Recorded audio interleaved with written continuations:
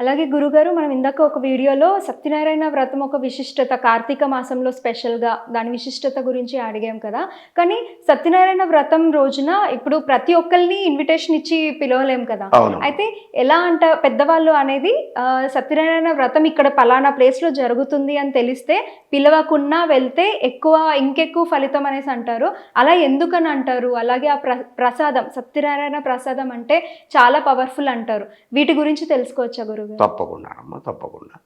అయితే కొన్ని మాత్రం ఆహ్వానం అందితేనే వెళ్ళాలి. హ్మ్.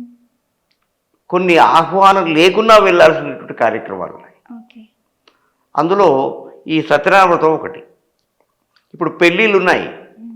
అది ఆహ్వానం అందితేనే వెళ్ళాలి. ఒకవేళ వాళ్ళు ఆహ్వానించకపోతే వెళ్ళకూడదు. ఆ!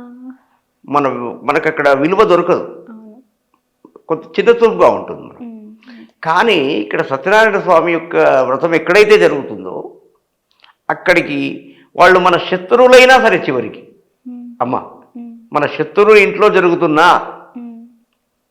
మనం వేరే విధంగా భావించకుండా స్వామివారి కథలు విని హ్మ్. మనస్ఫూర్తిగా మనశ్శాంతిగా కూర్చొని హ్మ్.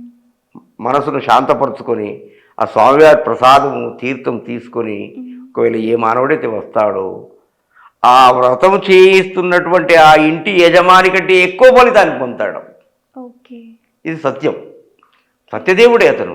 ఎందుకంటే ఆహ్వానించకుండానే వీడు ఇంత భక్తితో నా నా కథలు విని నా ప్రసాదాన్ని తీర్థాన్ని స్వీకరించి వెళ్ళాడే అని ఒక చూపు వాడిపై ఎక్కువగా ఉంటుంది. ఇక ఈ చేయి క్రతువు చేయించిన వాళ్ళకంటే ఓకే. ఇది నిజం.